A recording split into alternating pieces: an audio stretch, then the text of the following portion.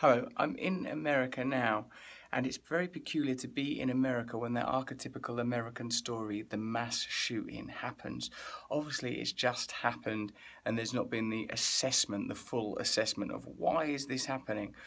But it's interesting to see how news operates because in any case, obviously, it's tragic, and our focus should be on the victims. But notice that's not how news generally works. You know, there'll be at some point a photograph, won't there, a montage photograph of the already 50 confirmed dead, and surely more will die.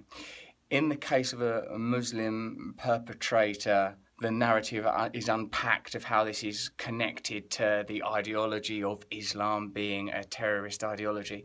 When it's a white perpetrator, as it is in this case Stephen Paddock, then there's a less attractive narrative around gun laws, Nevada being a state where gun laws are very relaxed. It's interesting that America's idea about freedom to purchase arms continues to hold the imagination so strongly even after Sandy Hook. And as I say, it's sort of tragic that when I'm looking at this, I'm not thinking, what, 50 people have died? Instead, it's like one of those things has happened. It is already normalised by virtue of the fact it happens a lot. There are certain tropes and cliches in how this event will be reported. But what I don't think will be reported is that when this sort of thing happens frequently, it's an indication that there is a kind of a social psychosis, a mass unhappiness. The other thing I've noted in America, I'm here obviously because of my book. I've written a book about mental health and personal development and how to change your consciousness. There's an opioid epidemic. There's a president that sort of sends a tweet like warm condolences, God bless you, exclamation mark. That seems like the realisation of an odd unconscious force, a kind of loathing. The kind of analysis I'm using here will be familiar to people that recognise the format that James Baldwin uses in his kind of analysis of the slave trade and persecution of African Americans, and which is, as you can learn a little bit about in the film I Am Not Your Negro. In order to create the category of Negro, you need to repress an aspect of yourself. So the dominant, the hegemonic force of the sort of white population, I'm not talking about ordinary white people, they're not in the White House, they're not dominating things and governing the country. I'm talking about the white as in power, sorry for doing that.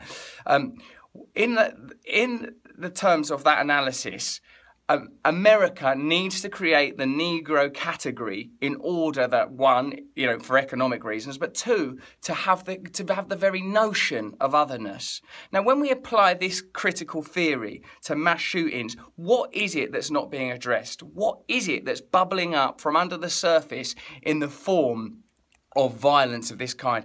I would argue that it's extreme unhappiness, extreme darkness, and unaddressed darkness. Now, it would be it's convenient when it's a Muslim perpetrator, because you can say it's ISIS, they're maniacs, they don't respect our freedoms. But when it is a white person, then it becomes a lone wolf, a psychopath, a mentally ill person. And I wouldn't query that the person is mentally ill, but I would say that this social phenomena occurring this regularly, and our ability to see it as kind of normal, is an indication that we need to address the root cause, and the root cause is always the consciousness of human beings on an individual and social level, i.e. people are very, very, very unhappy, and manifestations of this unhappiness are everywhere, so we need to change the systems by which we live. Of course, stronger gun laws, but perhaps more important than that, the way we address our own mental health, the way we address our own spirit, because we are manifesting on mass levels a kind of darkness. Sympathy, obviously, to the victims, necessarily say that, but really what